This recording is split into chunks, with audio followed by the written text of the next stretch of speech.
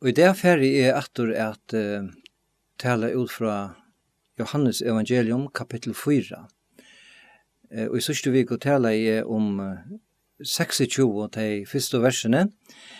Her vi lesa om hese her samversk og kvinnerna som som møtte Jesus ut vid brunnen utanfor Sikar. Og her Jesus så fikk han samrå vid henne, det som vi tog så om senast, og vid enda av vihesen her, at Jesus åpenberer for I henne, at han som hon stender og tåsa vi, eller sitter og tåsa vi, til så det kan skatte hans, til at han sitter vid brunnen, til var sjølvor Messias, som de hadde vantat I så mange år, som var kommet til Gjerrar, han var kommet til brunnen, hendan dagen, og hon var kommet ut, mitt av det, høytast av det noen, og jeg møtte Jesus her, og de hadde finnet en samtale, som ender vi her, at hon sier, at ta I Messias kjemur, og gledde seg til løtene, ta for han at da han kommer, så for han kun gjør akkurat alt, som hon sier da. Og ta det Jesus sier det her, for jeg takker lykke tro I det som vi tar sånn sørste viko, at Jesus sier vi gjerne, men til som stand til her, og Messias, han som tid har vanta, og så det at vi sørger til,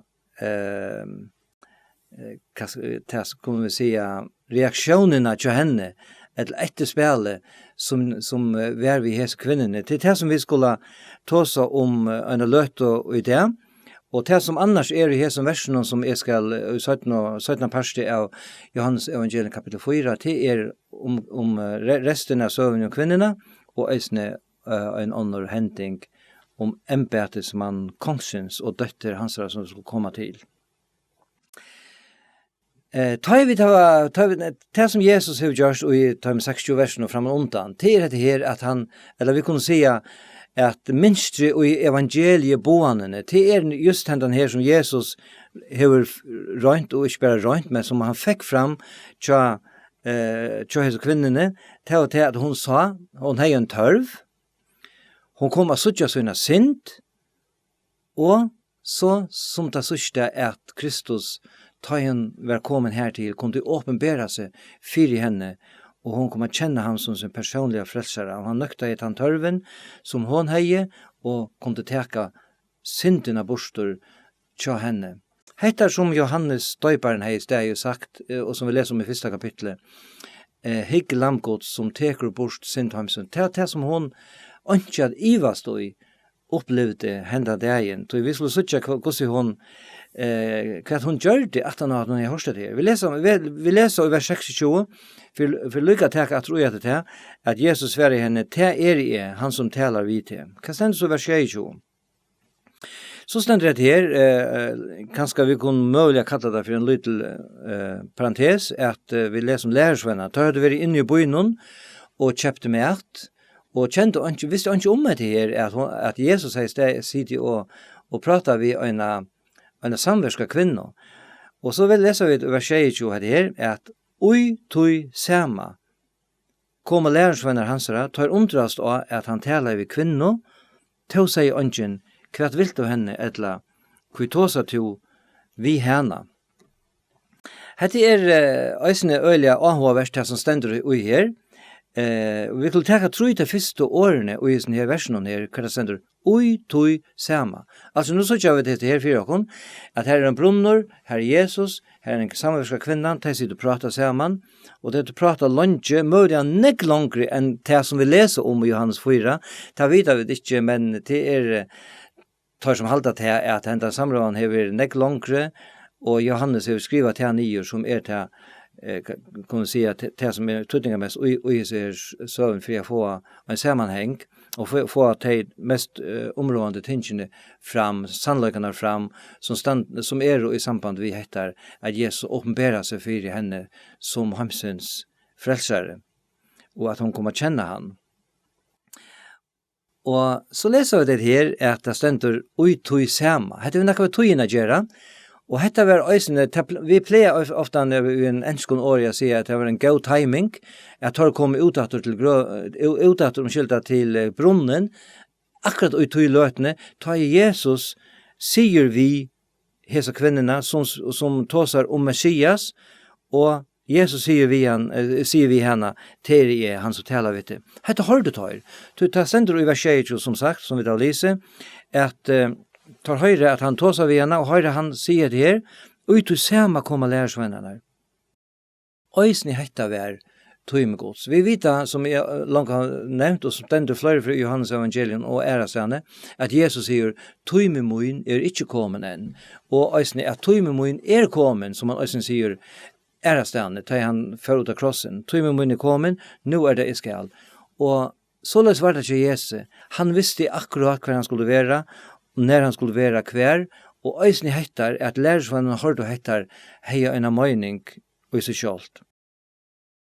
Tøymi hansar var kommet til øysene å fortelle Tøymon om at han var ørvise enn alle andre menneskene i hjørne, og at han var Messias som tar nok tro at han var. Tar vi jo blivet lærersvenner hansar, og han har fortalt om nekvar sannløykar. Men kanskje at vi sier at evangelium, at han hadde ikke finnet det fotlo fætene av hvor han virkelig var. Og tog han øysene åpenbærer for lærersvennen, hvor han i virkeligheten Og i her som fører noen, at det Nicodemus, en ryker farsiere, lærte med vår, det en kvinne som mulig ble kattlet et utskott i samfunnet av tøymen som bor sammen vi, lika mykje hvor det var, så var det her at han lät alla gärar fattla og ta seg ved alle mennesker, tog at han elskar alle mennesker lika. Men vi leser i sånne her versen om vers 22 at lærersvennerne tar undra oss da at han taler ved kvinner, og så stender til å si ungen, hva vil du henne, eller hva tåser du ved henne? Det var ikke løye, som vi også hørte fremme i Sørstevigå, at lærersvennerne undra oss og det som Jesus gjør det. Og som vi også nevnte, eller som vi nevnte, at tar jødiske lovlærerne hadde finnet lukket som sett inn i lovene her, at ungen må ta seg ved en kvinne allmänt, ikke en gang ved konesøyene, hvis man en rabbi i øtlenføren, som Jesus var, og helt ikke med over henne, men nå sier Jesus og ta seg ved hese her, syndafotle kvinnerne, og hette opplivet tar. Men Jesus, som langt har nevnt flere for, han har unger fordommer, øtlvåre honom lyka, og han kunde tåsa vi, og han kunde elska øtle mennesker, det gjør han øsne vi hese kvinnerne. Så leser vi i vers 28 at hentan samrøvan i middelen Jesus og henne samverske kvinnerne, hon var livet, stendt ikke mer om henne, og ta leser vi i vers 28, ta let kvinnan vattenkrokka sina standa, og fører inn i bojen, og sier vi følge her, vers 29, komme og suttje mann, som hever sagt mer alt i hever gjørst, man han ikke vera Kristus. Vi leser her i 28. versen at kvinnan som var kommet ut etter vattnet, hun var tyst, og hun skulle ha bruk for vattnet, og hun hadde kanskje ankeren høyma som virkelig var tystur, hun kom i samband med Jesus, at hun lette vattenkrukk og søgna standa, og fjord inn i byen. Hun var kommet etter vattnet. Men nå var det noe hent, som i henne løyve, som hei nekk større tydning. Alt annet var fana bostor og følgna bostor av henne kjenslun, henne tosta, og noe helt annet var kommet inn henne løyv. Det det som Johannes grøyer okken fra, kan man si, og i hessen her, at jeg forteller okken etter, hun la vattenkrokken søgna standa, og henne vattenkrokken, henne kalda vattenkrokken som annars var gau, tog at hun kunne hava kaldt vatten ui seg. Hon lät ta färra, hon lät ta gamla färra, kunde vi säga. Hon lät den gamla tostan färra. Hon lät allt det gamla färra som vi också läser om i bröden av Paulus, att det gamla färre till vår nytt. Hon har finnit en nytt kjelto en øyse. Og vi kunne kanskje spyrja, du kan spyrja til, og jeg kan spyrja med, det så løs vi tjokken, at vi åtte er lærte vattenkrukko okkara, så å sija, onket du stegi og færre fra tog som vi halte hava tøytning til det som Jesus viser okon hever større tøytning og i hesson livet. Og det kan være bæg for de som ikke kjenner Jesus som sin personlige frelsere, og ikke minst tja okon som har tidlig med frelsere okkara som okkara frelsere, er at vi leta til færre som ikke har tøytning for å kunne gjøre det som hever tøytning og tala vid om de tar andal i lodnar.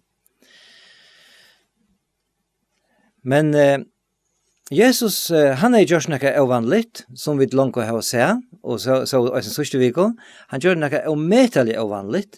Han tog seg ved en kvinne, og en syndafodla kvinne, og han var et fyredøme, fire henne, just av tog økjennom.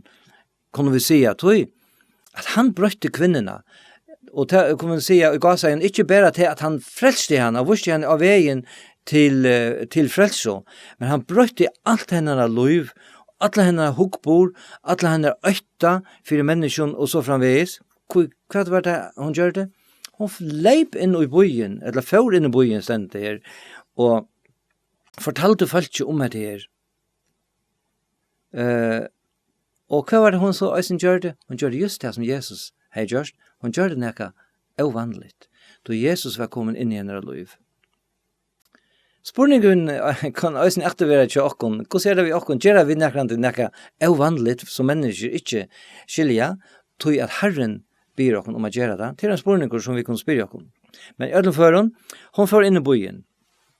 Her er en bo, her er en liva, sitt egna liv, og hun følte jo i byen hun kjente henne, og visste hvordan hun var. Hun har 5 menn, og han var som nå levde sammen vid, det var ikke mer over enn tjåene. Hun levde et liv som ikke var rett, og kanskje, som det var hilde, så var hun forfjåna, hun var et utskott i samfunnet, som de aller fleste ikke ville ha noe vi gjøre. Aller helst det var så løs. Men nå har hun knapt blitt et nytt dirve, et nytt møt, og ikke minst en nødja omsorgan for de mennesken som hun levde sammen vid. Taien har vi ikke lette vaktklokka sine steg i hendet dagen, og være av vei inn i byen, og det må bare kanskje si at vi kunne umynda, og kanskje hun rann av steg, det stender ikke her, men hun lette vaktklokka sine standa, skumte seg inn i byen for å fortelle mennesken om det nødja som hun har opplevd. Og kanskje har hun hoksa medan hun får inn i byen, det er kanskje knappar 2 kilometer som det var å genka, at hver færa nå tar jeg sier inn i byen, da jeg kommer vi hesten her, man nekar for å trykva meg. Men hun har finnet den nødja karlagan inn i seg, hun var rønsa fra syndene, hun var glad, og hun kunne ikke lette være vi affære å si at 4 øren. Det er just det som vi også leser om i Apostlasøvnet, da vi sitter til første kristne, og da ble sett i fengehus, og Peter og Johannes, vi leser om det 4. kapitlet, sier at vi kunne ikke lette være vi å tale om det som vi da ser og hørst. Og så fer hun inn i byen, og det som hun så sier, det øyne egentlig hovedkjente, til at hun sier det på hendamaten, vers 22, «Komme og suttje mann, som har sagt meg alt og jeg har gjort, men han ikke være Kristus. Komme og suttje.» Kjenner vi det som i årene etter. Da vi leser i Johannes evangelium, som i øyne har vi haft framme, begge i 1. kapitlet, og selv i 1. kapitlet her skjønner det tverfer, at Jesus sier vi 2 lærersvenner, da de spurte hver hevd og tilhalt, kom jo suttje. Og Øysene Filip sier det vi Nathanael, da han spurte om Jesus, kom og suttje. Og så etter her sier hun heter her skjema.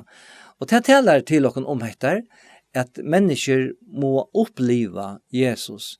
De må komme og røyne Jesus, for å kunne komme og kjenne han, og at til hese asanen, at han frelseren, som øyer over å komme til, for å kunne få til øvrige livet. Og det var det som hun sier vidt deg, i første omfære, kom og suttje mann, som har sagt meg alt, og jeg har gjort. Og ikke bensjen 4, at øysen 4 tøymen å si at jeg har gjort av mine synd for i hånden, han har 4 meg, til ikke noe som i meg selv, Jeg har gjort ting i mine liv som ikke er rett, og hver kan ikke si at jeg, ungen av okken kan si at jeg, om vi ikke har gjort just det samme som hun gjør det, alle har synda, og ta må fattast dårgods. Og til så hei hun sier, og hun får inn i byen for å fortelle det for ta må. Så sier hun dette her, i vers 22, på hentamaten, jeg kan lukke som i en spørning, man han ikke være Kristus. Vi kan også ha, hvis hun, nå har jeg tankt seg, hun gjør sånne tale, og Arne får komme inn i byen og sier, nå får jeg inn, jeg skal si det på hentamaten, jeg har funnet Messias. Jeg nekar tro på henne, aller helst ikke. Det som ligger i sånne her, hver det av føreskonstanter, vi har seg i omsetningen, man han ikke være Kristus, at det er lykkes som en ikke beinleis en iva-spurning om det er så løs, men hun sier det på en varnan hatt, og vil ikke gjøre det til mer enn det som hun føler at hun skal gjøre det, i 4 timer, for kanskje øyne at vet ikke at tørre langskyld, tørre forvittne mølvis, og så er det til at vi leser i vers 3, og tar hun og sagt det her, point at han har, og så det stender ikke alt her som kan man säga som hänt in i bojen och att hon har sagt det här kanske som tro inte och som risto vi hade någon han den här kvinnan hon nu blir på i över eller vi kunna omynda och kanske ankor tänk men det som stender i Bibelen her i kapitel 4 til vers 3 Tei for å ta ut ur boinen og tog løyene ut til hansara. Det er omedelig underfullt. Her er en kvinna som etter noen favon tøymon, vi vet ikke akkurat hvordan lenger tøy, er blevet en ombrøtt kvinna. Hon er blevet en trobåare. Hon er en som Jesus kan bruka. Og det skal ikke så nekk til for en Jesus kan bruka okkon. Det skal ikke til. Kommer vi til å kjenne Herren som akkurat personlige frelsere, så vil han og ønsker han å begynne å bruke okkon og i sinne tjeneste, så kjøtt vi dere kommer til å kjenne han som akkurat personlige frelsere. Det er mest selvvann, det er ikke det at vi ikke kunne vaksa ut som vi vaksa i honom og vaksa i trønne og komme til å kjenne han opp at det bedre og komme til å kjenne år hans er bedre. Men hon ble en tro på i hentan dagen. Så leser vi det her som er langt å ha å lise, at de fører ut ur bøynen og tog løyene ut til hansere. Vi kan også om 2 ting her. Annet er dette at jeg færer ut ur bøynen, borster ur ødlån aufrien, ødlån til nekva som vi til å gjøre, legge alt fra oss og fære sted og teka løyene ut til hansere. Det er en omedelig underfullt loksan som vi kanskje ofte har gjort mer av. Begge, ødel mennesker at lagt alt fra oss og fære og i øyning for at tala vi god og at komme kjenne han bedre og så framvis. De fører ut ur bøynen og tog løyene ut til hansara. Jeg vet ikke om dere høyre med som kunne hukse seg etter affære vi ga seg egen eller man bruker det vi for den tøytningen ut ur bøynen og tidlig løyene ut til Jesus Kristus hamstens frelsere.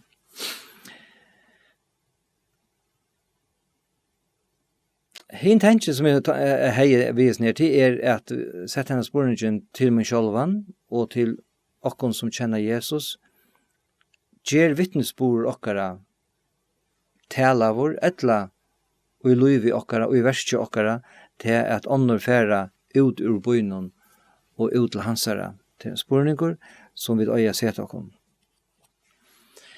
Så leser vi vers 1 at medan hetta for fram Bo lærersvennere han og søtt og Rabbi, fader eta. Og hvis ikke lærersvennerne tar så lange løgene inn i byen og har strusj vi har finnet fætter i mæte, kommer ut til hansara, og han sitter og taler ved seg kvinner som så leber av sted, og nå tar ansamme til vinen. Og tar sier dette vi igjen, som rettelig naturlig, helst, og aller helst var han svenkur, og han var tystur, han var mauer, hadde ginger lunche, og tar det vært inni og finnes kjøpt mat, og tar begynne eta. Men det er så løys vi hese søvn her, at tar hadde ikke vært til sted her, tar hette var hent. vi Jesu kvinne og alt det som Jesus har fortalt henne. Tar finner vi av det hele, og tar også best om den her likamlige mæten som tar nu hatt bruk for det. Og så det her, hvordan det vi åkken, hva også vi mest om, også vi best om til 2 miljø føyene, klare dagen og veien, og komme tjøkken etter livet, og så må vi vane det beste, at vi restene, etla det så løs at vi vi kunne si at på tammatan at vi teka hettar og i lyga stauren olvara som hentan kvinnan gjør det hentan dagen, og i lyga stauren olvara som Jesus gjør, tog det som Jesus værer taimon til et ekkert løyesvær og i torra øyron, og kanskje øysen i akkara øyron, og i vers 2-3, tar han sier Vittor, han sværer i taimon, jeg har mært at eta som tid ikke vita om. Jeg har mært at eta som tid ikke vita om. Og her som førende var det hettar, at føje hansara, hon var andalig, hon var evig, det var hettar, at kunne vinna øyna sal fyrir seg, og at heva ahova fyrir øre menneskjon. Og i mån til til trymelig føyena, så hei hetta alt å sia. Og det er så lydig å sia om han var synte svenker, og det var kanskje begynt at han følte svongtene. Og verset lærer okken her at lærersvennerne tar vår ekkelig ahoir som så at ta vær, og ikke tøymelige, men Jesus har jo ahoa i at frelsa mennesker, utvissimt som tar våre ui, og at djeva tøymen til evige løyve, og at de kunne komme til kjeldene ved vattnet som springer opp til evigt liv, det som man har opplevd sammen med Jesu kvinne, hentan dagen. Og lærersvennerne tar undras i rett at å si i vers 3-3, tar så lærersvennerne hver vi annan, man nekkar hava bor jo noen mært, tar skilt og framvis ikke hva var hent, og visste det ikke røynd å være, kanskje Jesus sier ikke grøtt om frøys nere, men tar så til seg kvinnerne i ødelen føren.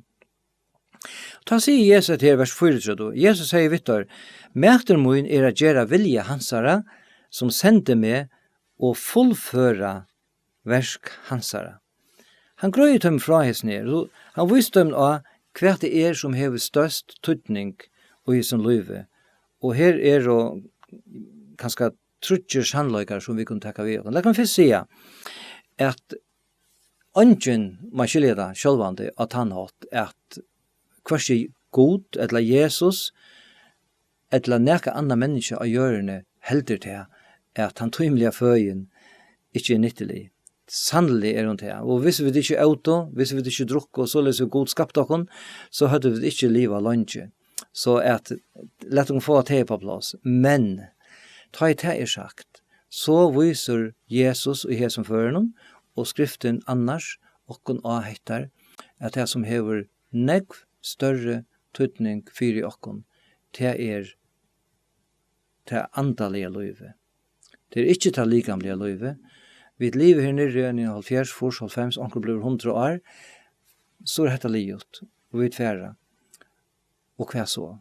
Tøy er det så tydninga mykje, at vi takker så andalige og syna vi, og gjør det verilig til et olvarsmål, og i løyvi okkara, at hvert er det god innskjer vi må inn løyvi. Ein og hver øyra spyrja henda spørninger. Hvert er Jesusar, eller Guds innskjer vi må inn løyvi, og her er det Jesus viser okken veien. Han er alltid av fullkomna fyredømme, og han sier, Vittor, mæter mun er at gjøre vilja hansara som sendte meg og fullføre verskansara. Jeg nevnte at her er kanskje trutje sannlega, la meg lykka nevna, hettar, som Jesus sier først, at gjøre vilja hansara. Hatta sier han fløyre fer, han visste jo at det og atter, og Johannes evangelium stendet da, jeg vet ikke akkurat hvordan ofte, men han, la meg tekka 2 vers kapittel 5 og vers 3, her sier han her, til neste kapittel, som bønt 18 hentan, jeg kan ikke gjøre av meg selv, så som I høyre dømer jeg, og dømer min rettvisor, til jeg søker ikke vilja min, og så sier han, men vilja hansara som sender meg. Og I kapittel 6, stender I vers 38, «Tog kommet ned av himmelen, ikke at gjøre vilja min, men vilja hansara som sender meg. Jesus hever en vilja vi okkon ötlun. Han hever en vilja, han hever en vilja vi okkon ötlun, og han eisen giv vi okkon en vilja, ja, en frujan vilja, så løs vi kunne gjøre vi liv okkara som vid vilja, men han hever en vilja vi liv vi okkara. Og så han sjølvor heida fra Guds søyo. Og så sier han dette her, som eisen stender I, ja, jeg halte stender en 44 ferier i Johannes evangelium, som sendte meg. Mæter moiner gjøre vilja hans som sendte meg.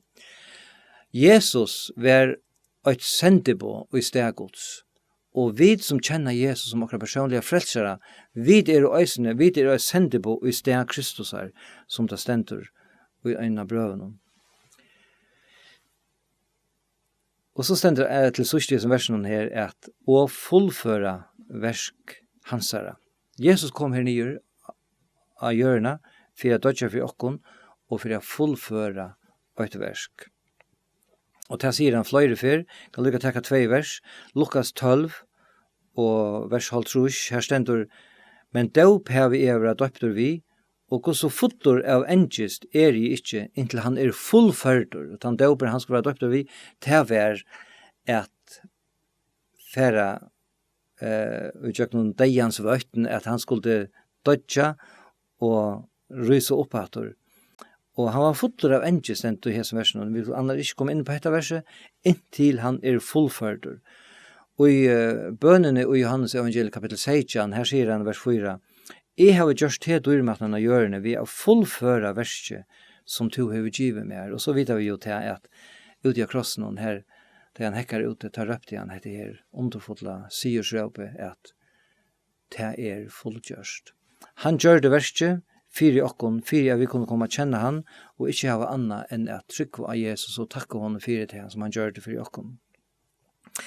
Så sier han I vers 35, «Sia tid ikke 4 måneder enn, og en heste kjemur, men jeg sier til hon, lytte opp eio tikkara og suttje marskjener, der langt og kvitar til at hesta.» Onkel heldur at det var et åratak som han brukte, som det brukte ta til 4 måneder enn, og en heste kjemur, sia tid ikke 4 måneder enn, så framveis. Men Jesus har en annan bådskap, og til at det ikke om 4 måneder, men til nå at til møvlaget for at virka fri herren, og suttja marskjener, og at det langt og kvitar til at hesta. Det vil si at oansett at man ikke endelig vi det som vi pleier å kalle for missionsmarskjener, men det her som vi og først og fremst, at vi suttja til små tingene og I dagligdagen som vi kunne gjøre for Herren. Ikke rundt om det kunne. Her et versk å gjøre til rundt over det som han sier, vet jeg. Og så sier han i vers 36, «Tann og I hestar for løn og saunar avvøks til evet liv, så at han kunne glede sammen, begge tann I sovar og tann I hestar.» Her taler han om løn, om å få løn, og at han som virkar for han for å få løn. Til å lese av nekk om I evangelien og I sin ærestane, om disse lønene som mennesker skulle få, eller at tryggvann skulle få at dette kommer hjem til Herren. Det betyr ikke til at man skal gjøre nekka fyrir å kunne komme hjem til Herren, men til at når man kommer til trygg, at man kan virka for Herren og oppleve dette her. Jeg kan lukka trekka kanskje okkur vers I samband med det. Det sender Marskos 9 og vers 41. Her sier han såleis, «Tog han som djever tikkun og et bikar av vattnet å drekka, og I navnet munnen, fyrir til at det høyrer Kristus til, sannelig sier tikkun, han skal ikke missa lønsøyna», sier han, og I 2 versen. Jeg skal annars ikke komme inn på dette verset, men her stender øsning om dette som vi har haft framme I samband med disse kvinnerne, om vatten og at drekka. Og sammenhengeren og hese versen, han sier okkur til at Det är inte bäst han som hästar, men också han som såvar,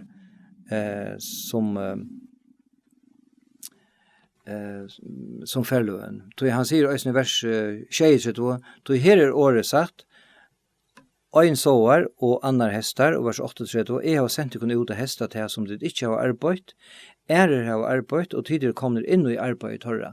Så det er ikke så tydninga mykje om det er en som såvar, eller det er en som hestar, men det som er tydninga mykje, og som er ekkert områdende til at en gjer det som Herren har lagt øyne av hjärsta, og at gjøre vilja hansara som han langt har tale om. Men då han sier i hesen versen, vers 38, at har arbeid, og tidigere kom inn i arbeid torra. Kvætmannen som mener vi, det vet vi ikke helt, det stender ikke her, men til ekkert man kan råkna vi kanskje at til det som han sier her, til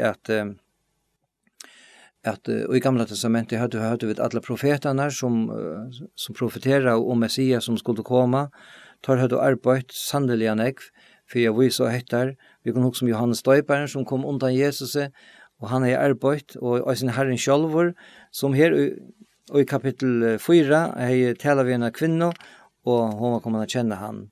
Og nu kom tid, lærersvenner møyner, tid som kom 18, tid kunne også komme inn i et arbeid, og gjøre det vers som Herren ikke at tid skulle gjøre. Paulus sier i 4 Korinthbrev kapittel 3, og vers 6, såleis om seg sjálvan, og ja, han sier det såleis, plantaði, Apollos vatnaði, men God gav vöxt. Og det det som områdende, og som det bästa, det at det God som gjør verset. Så leser vi i vers 93 at nekver samverjar ur bøynum kom til trygg og han, tog som kvinnan sier, ta hon vittnei, han har sagt meg alt, og jeg har gjørst. Og det er omettelig underfullt. Vi sitter lukka som et minster, og i hesen her, vi vet ikke evangelieboan, og hvordan god eisen har bruk for okkon menneskjon, og i søgne tjenest, og ikke at frelse okkon således av vid eisen kunne gjøres hansare tjenere. Han kunne klare det av annan hatt, men han har valgt å gjøre det på hendamaten som han gjør det ved hese kvinner. Han møtte seg kvinner, og hun kunne kjenne Herren, og hun får inn i byen, og her lukket som tro i sti, kunne vi si, av hese løgene. Her er en inngengur, eller en byrjan, kunne vi si, et forarbeid, hver hun kommer å kjenne Jesus som sin personliga frälsare, og det var øysene fyrir til at hun kunne få et evigt liv, sjølvande først og fremst, men det var øysene fyrir til at Jesus yngste at her var mennesker, da han var færen, som kunne bo hette vujere, og så gjør det øysene, vi gjør noen alle kyrkjesøvne, alle samkommensøvne, at mennesker tror på det, mennesker og hava prætik et evangeliet som øynde øysene kom til okkara økker, så at vi kunne komme høyre om Jesus og om det frelse som han bøyer mennesken. Rombrev 24 sier at her, hvordan skulle det nå kattla han, og det ikke kom til tryggva? Hvordan skulle det tryggva han, og det ikke var hørst om? Hvordan skulle det høyre utan onker som prætikar? Det onker som må bæra bøyene, og hentan det var det hentan kvinnan som fikk løyve til det. Ein har sagt det på hendamaten, han hever onkar hendur, utan okkara hendur, at gjera verskansara og idea. Han hever onkar føtur, utan okkara føtur, at løya menneskje og hansara løy. Han hever onkar rødt, utan okkara rødt, at sia menneskjen gosse han døye. Han hever onkar hjelp, utan okkara hjelp, at løya teg til hansara. Og hentan dagen var det bare 8 som skulle til at en kvinnan la sina vattkrokker standa, får inn i byen, og hun sier, og i røynd og vær, bare en lytland setning, hun sier, han hever sagt meg alt, og jeg har gjørst, men han ikke være Kristus. Det var henne stolte vittnesborer, vi tar to som stolte vittnesborer, øysene ut fra kapittel 8, og her som øysens dotter, Johannes Døyberg sier, bara 3 år einafyr, hikk lamp gods, og det var en avløyning av tog. Og så leser vi vers 4, ta inn og samverjar kom til hans bådar han stekka tjasar. Han var her ta 2 dager. Tid det nästa stige og i hese frelseboanen tid til at av vittnesbord i henne kom en langsol etter at være sammen vi herren. Vi så ikke etter her at mennesker kom til trygg, og til bo han være tjaser. Og han var her 2 dager stendet det så. Men til bo han være tjaser for at de kunne komme og lære mer av honom og komme og kjenne han bedre. Mennesker må få vite om Kristus, men så må de selv tekne støv om å komme og kjenne han bedre. Og så leser vi vers 41 her, at oppåt mange ånder kom til trygg, at det som han taler i.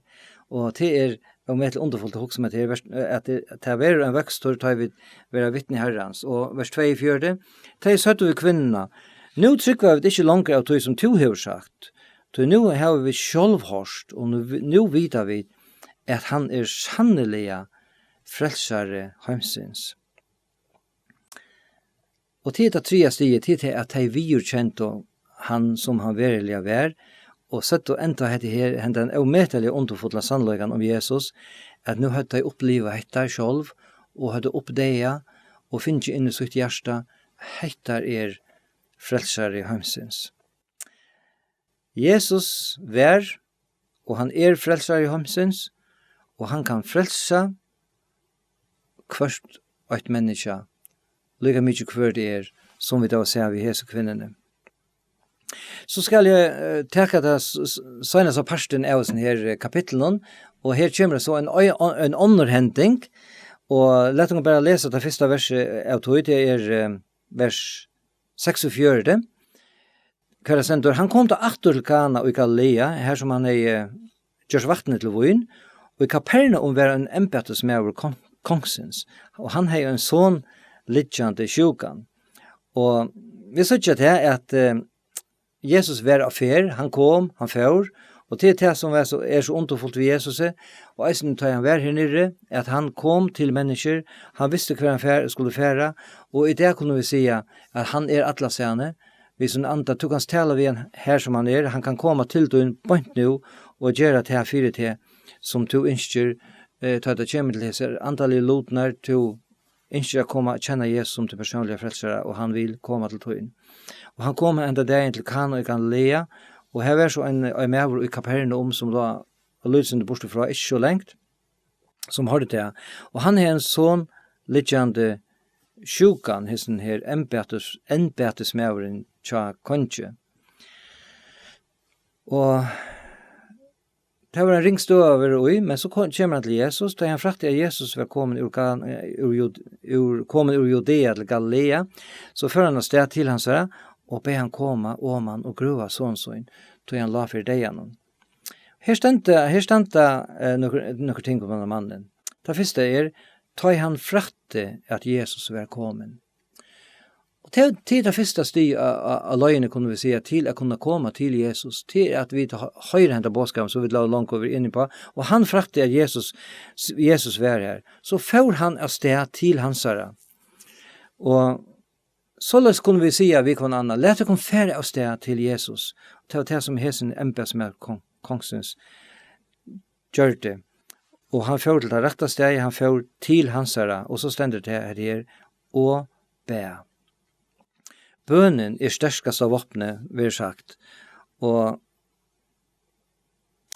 hesen her, embetsmann med kongsens, han gjør det øyne seg rette.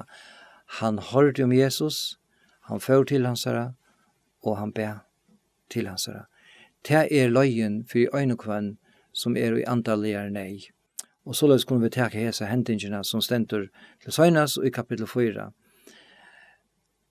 Her var en sonur som la for ideen, og vi kunne gjøre det til en antallig spurning og si at antallig taler litt mennesker for ideen som så å si, eller det litt ikke for ideen, det det, til det som skriften viser dere nå, men Gud kan gjøre det livende.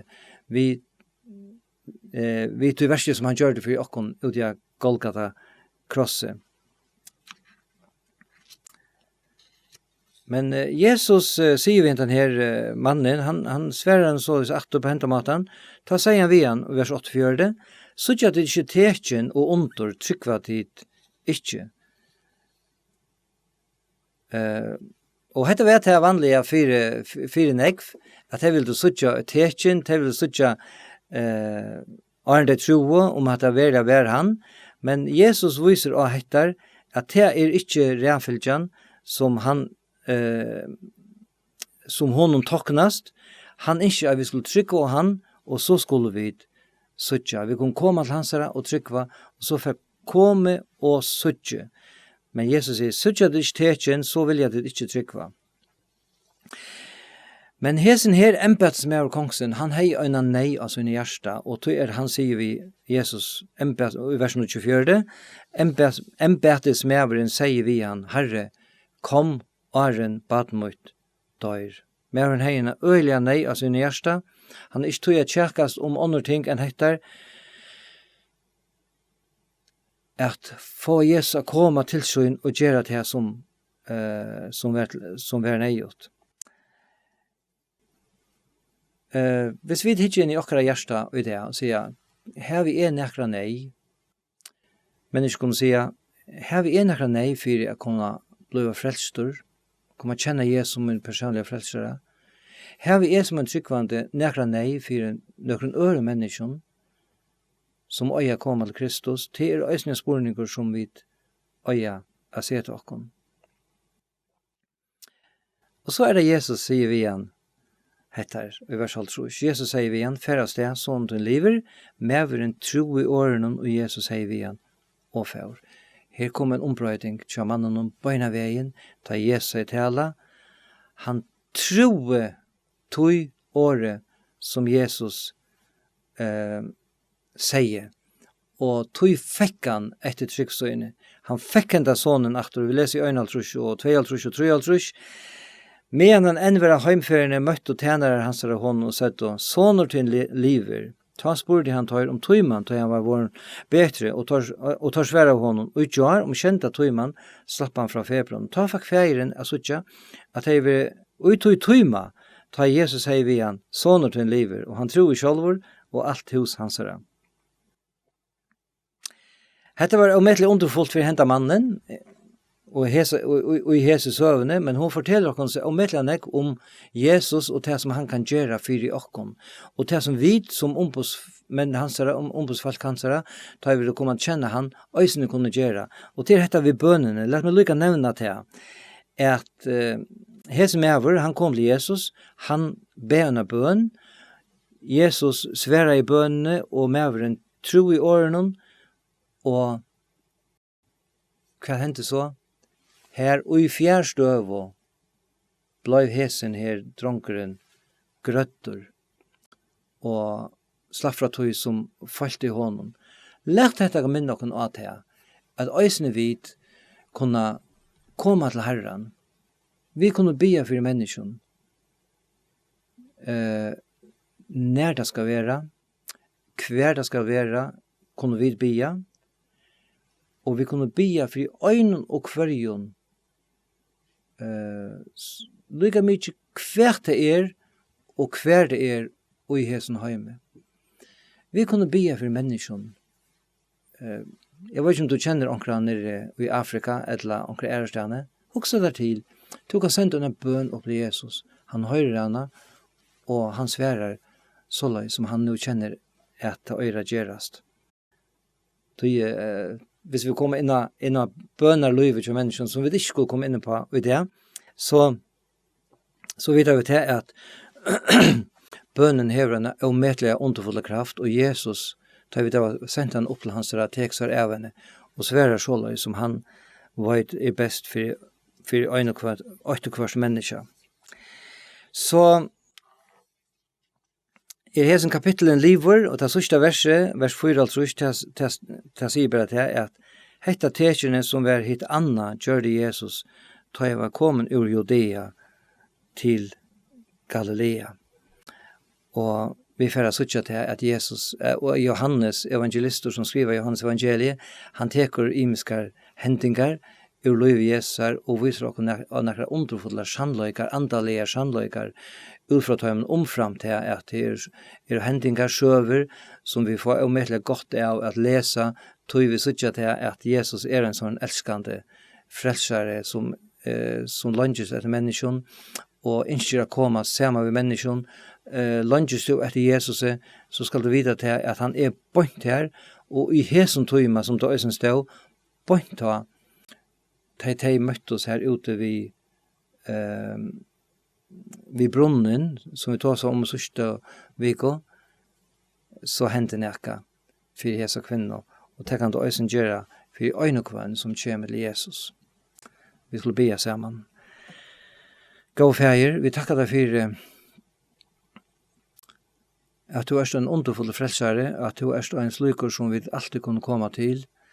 Takk for at vi kunne be til tøyen, og at du høyrer bøn okkara, og du sverar, og i tøyen og tøyma, og at tøyen har det som best for mennesker feir, og til prøys og takkar deg for, og henta bønnen, at mennesker bia om jeg kommer kjenne til som tar personliga frelsere, henne sverar to beina veien vi at gjøre det til tøynebøten, og til prøys og takkar deg for.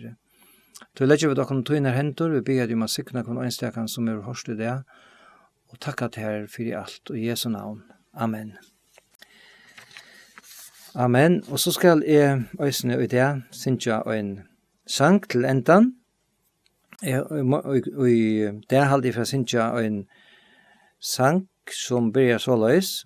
Ut i klette som brast for meg, min sal nu kan kvila så trygt. Fyrver ofri og strui, alt i salmen i oi, men nu lever hon glad, utan frykt.